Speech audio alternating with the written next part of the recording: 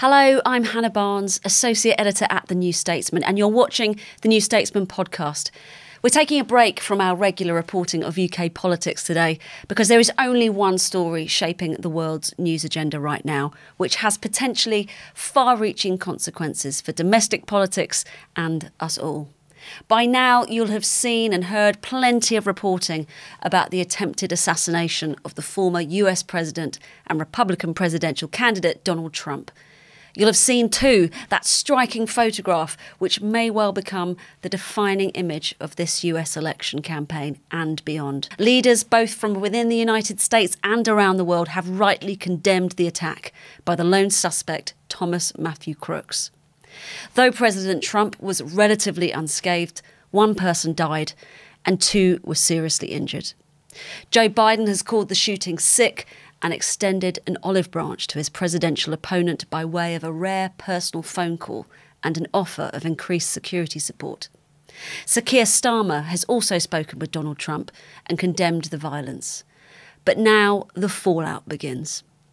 Republicans and Trump supporters were lightning quick to start claiming the attack was incited by language from the left, saying the portrayal of Trump as a threat to American democracy was a motivating factor in the shooting, and that future attempts to call Trump out on his own anti-democratic rhetoric should be regarded as incitement to more violence. Added to that, ludicrous conspiracy theories have already spread, framing the attack as either a dark state democratic plot or a false flag operation by the Republicans.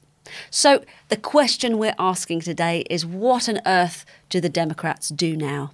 How can they win a political argument against the survivor of an assassination attempt and whose camp is now projecting all of his own inciteful rhetoric onto his political opponent?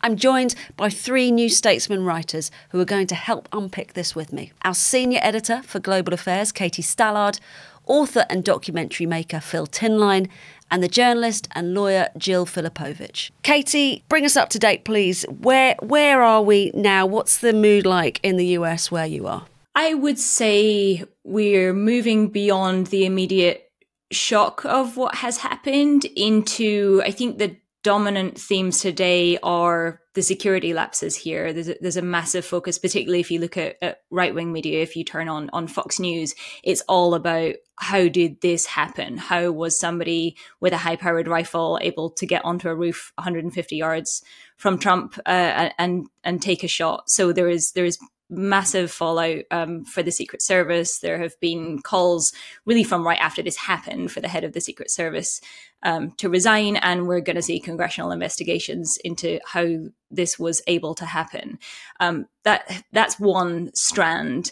It is also difficult to not acknowledge just that the climate in which this has happened. It is clearly not fair, as many on the right are now saying, to blame this on the narrative that democracy was at stake in this election.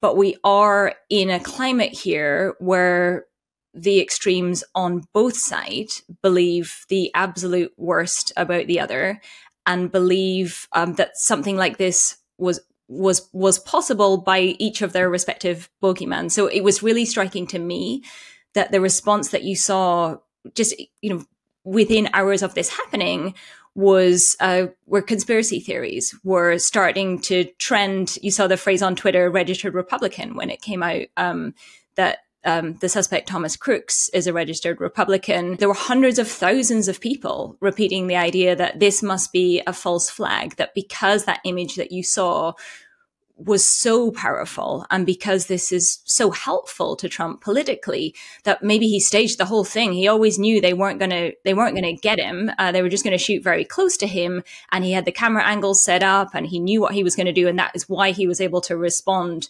as he did afterwards, because the whole thing was a setup, which is clearly objectively ludicrous when you think about the number of people who would need to be part of that. But that was where a lot of the response went here. And I think that tells you something about the political polarization that we're living through here currently. Just a final strand, and then I'll shut up and let Jill and Phil also weigh in here. Is the politics of this? I think the the way that this helps Trump, I mean, obviously, you know, massively galvanizes his base, people who are for him. They have always bought into the idea that he is a fighter. He is the one who's standing up to all these nefarious forces on their behalf. Now they have real physical proof of that. So they are going to be much more fervently behind him.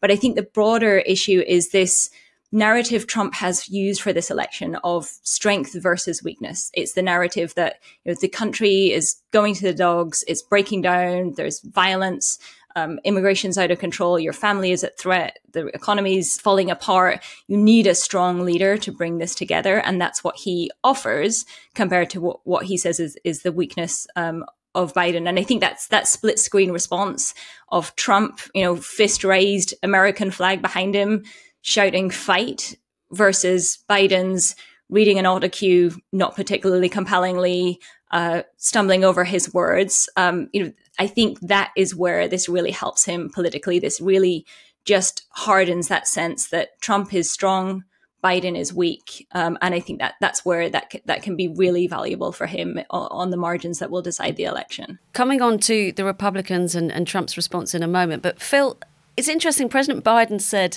in his address, there's no place in America for political violence. But in fact, there has been a fair bit, hasn't there? There's always been a place for political violence in America. I mean, it's horrible, and you know we all wish it wasn't the case. But America is a revolutionary country. It remembers its revolution very vividly. It has a huge and devastating civil war about 90 years afterwards. There's great violence on picket lines. There's violence against Native Americans. There's violence against enslaved people. And then you have this wave of assassinations, which don't actually start in 1963 with John F. Kennedy. Starts slightly earlier in 1963 with the civil rights leader Medgar Evers, who's shot outside his house. But rolls through a series of failed attempts as well as the successful, sadly, attempts on Robert Kennedy, on Martin Luther King and so on.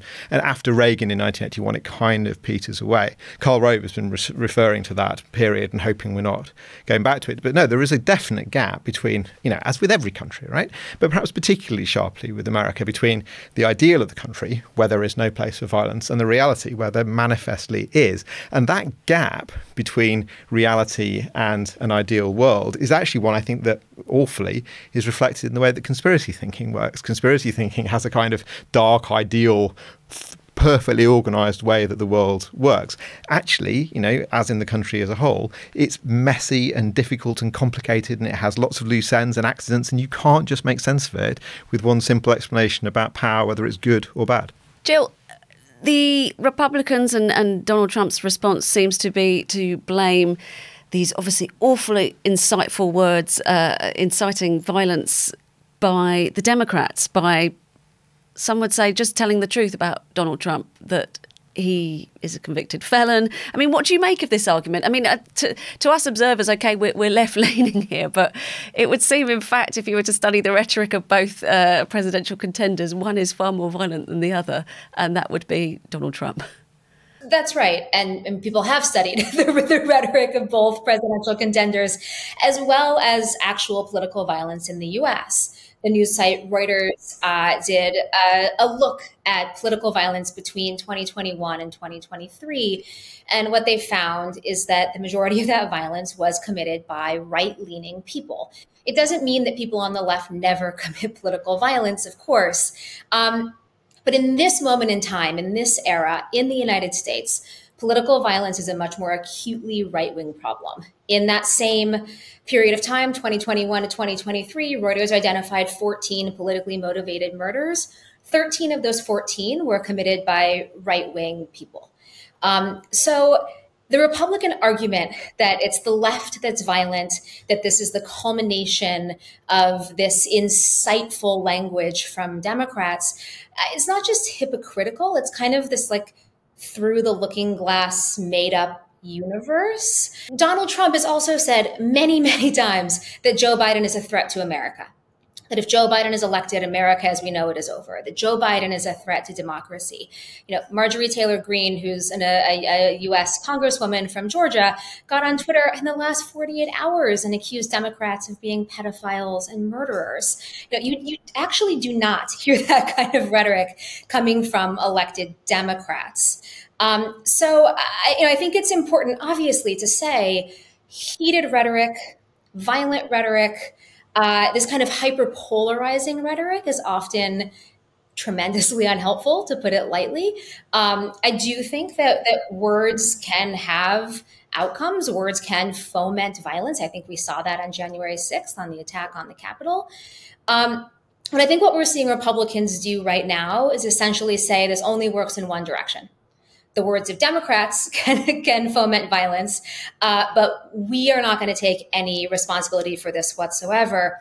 And I do think it's accurate to say that Donald Trump sounds a lot like an autocrat. Donald Trump suggests policies that would fundamentally hobble American democracy. And if we can't say that, and the Republican strategy is to make it so that there is a price Democrats pay for saying that, not only does it weaken Democrats politically, but it weakens the telling of the truth and our basic ability to call a thing what it is. I mean, how did the Democrats fight back against that? Because as you say, if they can't tell the truth, they're in a rather tricky situation. I think Democrats right now are back on their heels, right? I think any normal person with a soul is shocked and appalled by what happened. I am the furthest thing from a Donald Trump fan. But I'm certainly not going to, applaud when the guy gets shot at. It's awful. It's terrible for him. It's terrible for the country. And so I think it's okay if Democrats hit pause for a couple of days, regroup, tone it down. But then I do think Democrats need to get back out there and make the strongest case that they have against Donald Trump, which is fundamentally a truth-telling case, which is here's what he has said. Here's what this man tells us he plans to do, and here's what that's going to look like. Republicans do not let themselves be cowed by Democrats. When we say, maybe it's a bad idea to call people murderers and pedophiles, and point to a pizza place in Washington, D.C., where then a man with a gun can go in and threaten people's lives. Republicans then, they don't really listen to that. And I don't want to say Democrats should act with that level of irresponsibility. Obviously, that is not what we want to adopt. But I think what we do want to adopt is a refusal to be bullied when what we're doing is telling the truth. Katie, do you think this attempt on Donald Trump's life, it will have fundamentally changed him? I mean, as Jill said, any sane person would utterly condemn it. But he's already said, hasn't he, that he's ripped up his speech, the speech that he'd planned to deliver for the Republican convention, and he's now appealing for unity. I mean, is there a chance that we'll see a different man? No, I think what you see there is a man who has an extraordinary sense of the politics of this. I mean, I think that's what strikes me is when you see him fight his way through the Secret Service agents to raise his fist, he goes directly from, I'm being shot at, I'm going to take cover, to here is what I need to do now. And it was an extraordinarily powerful response. I mean, he captured the moment. He understood what he needed to project in that moment, and he understands what he needs to do now. The political danger to him is that the Democrats get a more powerful messenger, or are able to articulate a more powerful message of, he's right. There are very serious problems in this country. Look at what this has come to. A presidential candidate has just been shot at. We need a national unity. We need somebody who can pull the country together. We need a sort of a much stronger version of what Joe Biden ran on in 2020 as this, battle for the soul of America. This is not who we are. We can be a better country. We can listen to our better angels. That's not the message Joe Biden is running on now. He's running on his record and letting him finish the job. And Trump understands that he can capture that middle ground, or at least he can have a really good go at it of saying, this is why we need a strong leader. Love me or hate me, I'm the guy that can put a stop to this and can get the country back on the right track. Like he reads the polls. He knows the surveys of the percentage of Americans who think the country is heading in the wrong direction. So long answer to a very short question. Will this change Trump? No. But I think he will make absolutely as much political hay out of this moment. And, it happened right on the eve of the Republican National Convention. We're going to have 4 days now of this being primetime billing. The spotlight is on Trump. And he has a very instinctive sense of what he needs to do with that. Jill, what can Biden do? Can he change his strategy to make that stronger pitch that I am the man to unite this fractured nation? I think he can, but he needs to get out there and he needs to, really be pounding the pavement with that exact message. I mean, the strength that Biden has over Trump and had 4 years ago is he's a candidate of normalcy. He's a candidate of steadiness and reliability. And in a moment where we're in a very, very pitched, very scary, very unsure political landscape, I do think there is space for that message. And I don't think Trump's going to be the person who can deliver that. I think Trump is a candidate that plays on people's fears. And Trump fundamentally understands that conservatives in particular are a very, very fearful group of voters. There's been a lot of really interesting social science research showing that conservatives are not only more fearful, but that when people are afraid, they tend to move to the right. They tend to get more conservative, right? And so Donald Trump's message this whole time has been, the left is dangerous. The country's being invaded. The country's going to the dogs. I am the big protector daddy who can come in and fix things and save you. And what just happened to him over the weekend so clearly reinforces that persona and that message that I think what we're going to see is Trump doubling down on that, doubling down on both the vitriol and then his image of himself as this kind of messiah figure who can rescue the country by being strong and tough and doing what needs to get done, even if it means breaking the law, right? I think that's going to be the Trump message. And I think, unfortunately, in these very scary moments, that's going to appeal to a lot of people. And so I do think what we need from Biden is not an effort to imitate that, because he can't. It's just not going to happen from Joe Biden. But what he can do is what Biden did 4 years ago, which is, again, I can calm this down. I can be a steady hand. I can be a mediator. I can appeal to our country's better angels.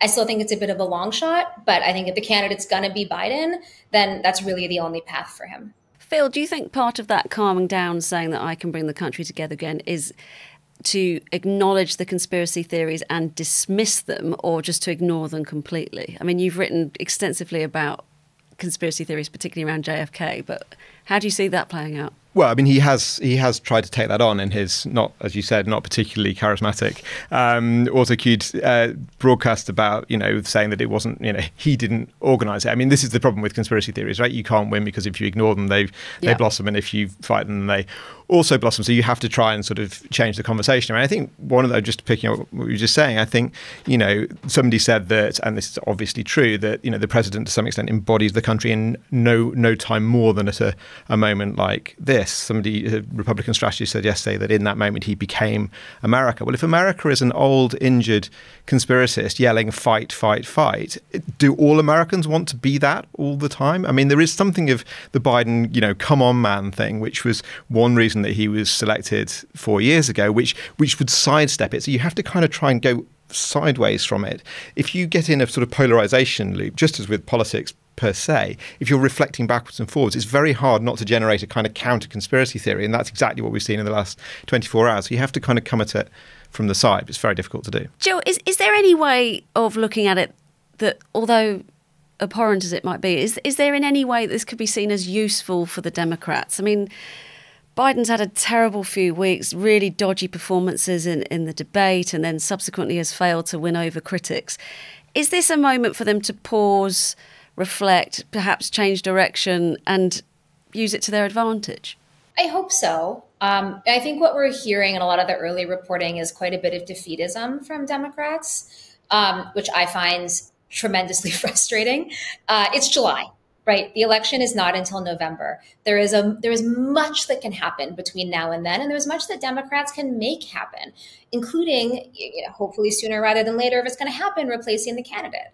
And if they don't do that, then I think there's a lot of space for Joe Biden to work on his message, to be more out there, to show himself as a more kind of vigorous and functional person. I think it's important to emphasize, too, that we don't know the shooter's motive yet. We still don't actually know what happened here. And I'm doing the same thing. I'm on this podcast predicting the future based on a set of facts that are not yet clear. And so I do think it would be wise for Democrats to keep their heads in the game and also wait to see how all of this shakes out. It is not impossible that what will happen is that it turns out the shooter is not a politically motivated lefty, right? The last time we had an attempted assassination of a president, the person was motivated by being in love with Jodie Foster, right? So there could be a whole set of facts that are not yet in evidence. And Democrats are right now, I think, reacting on the basis of a whole bunch of assumptions that may or may not play out. So yes, I think it's good to hit pause, recalibrate, but stay determined to stay in the game. Just to come off pause and do some more speculating just on that. I mean, I think one possibility, it's obviously no more than a possibility, is it turns out that for whatever complicated reason, this is somebody who is conservative. There is some talk, and again, very, very early stages, it may be debunked, that at school he tended to be seen as conservative. We know, although it doesn't tell us very much, he's a registered Republican. Yeah. Should that happen, and this is something that Politico were picking up on yesterday, you might have this rather curious thing for the right if the right's leader is shot at by a disaffected young rightist. I mean, that's what happened with Kennedy. Is it seemed absolutely, is one reason Kennedy assassination theory took off, is it just seemed literally unthinkable that somebody on the left would shoot at the beloved liberal leader. Well, actually, because of Cuba, there were reasons, perhaps why that's why he did what we, I think manifestly he did. But it may be that actually starts, not as a good thing, but that starts to cause Republicans some difficulties. Or it may be that these young gentlemen are not very well, and they've chosen to act this way. But those politics intersects with that in complicated ways. And because of Republican policy, he can get his hands on a gun, which is not possible in most other wealthy democracies. As Stephen King pointed out over the weekend and got the reaction on social media that we would expect, but he certainly has a point, right? Although we can agree that it's rather hypocritical for the Republicans to be calling out the Democrats for inflammatory language, is there a broader point that, in some way calling Donald Trump a fascist who threatens American democracy, is that in some way suggesting vigilantes should perhaps take things into their own hands? Have they got a bit of a point? I think it's too far of a leap. I think you can acknowledge that this is the political context in which this happened. And you can be clear that language talking about Trump as a proto-fascist, magazine covers comparing him to Hitler, statements that the future of American democracy is on the ballot have definitely happened. But this is also a candidate who has said he will be a dictator, brackets only on day one, has said that there will be mass arrests, there will be camps, there will be mass deportations. I think we also can't shy away. I mean, Jill was making this point brilliantly earlier. We can't then shy away from what Donald Trump has said in his own words that he will do if he gets back into power. And I think it is worth, there's a lot we don't know at the moment, but the two things we do know, you can make an argument that this brings together, beyond political violence, two other dominant pathologies in America right now, which is guns, as Jill said. One thing we do know is that this person used an AR-15. There is widespread availability of these weapons, and that has consequences. We also know, or we're hearing reports, that this is somebody who was very badly bullied at school, who was seen as something of a misfit. Social atomization, breakdown of at community level here is a real issue. So I think, it is not as straightforward as what were his political beliefs. You also have to look at widespread availability of assault style weapons, social atomization, loneliness, particularly, there is a real problem that isn't talked about very much among young white men here. So I think we want to wait to see what more we learn about this person and what his motivation was. But those are elements that the Democrats can put forward a really strong message on.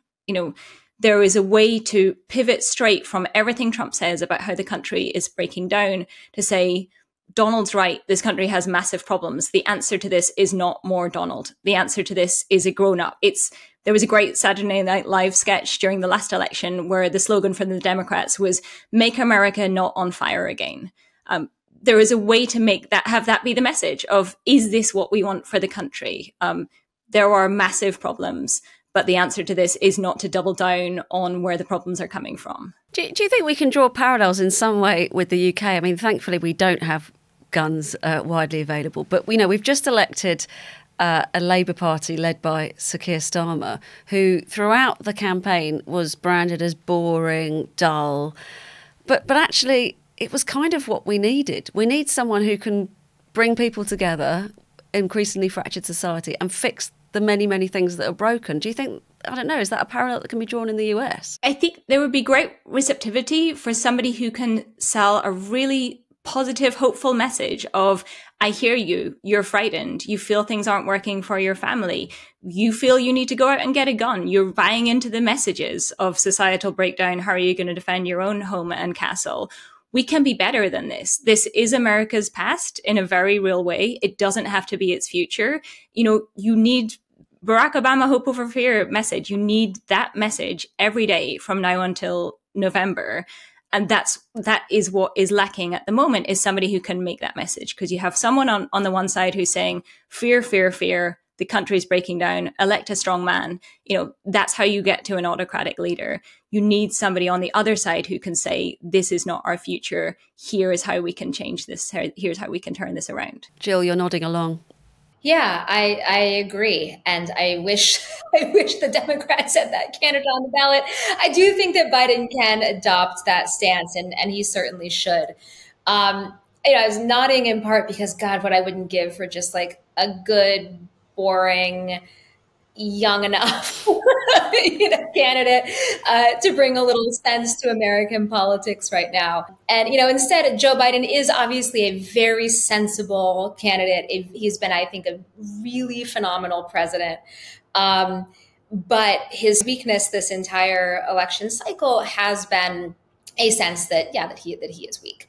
And Trump has certainly hammered that. And that image of Trump, rising up with the blood smeared on his face and yelling fight, the fact that it's incredibly difficult to picture Joe Biden doing that, I think is a huge problem for Democrats, and is something that Biden is going to have to consider when he's thinking about how to really pivot on this campaign and what message he needs to send to the American people right now, which I do hope is a message of, this doesn't have to be who we are. We can be a country where we're not shooting at people.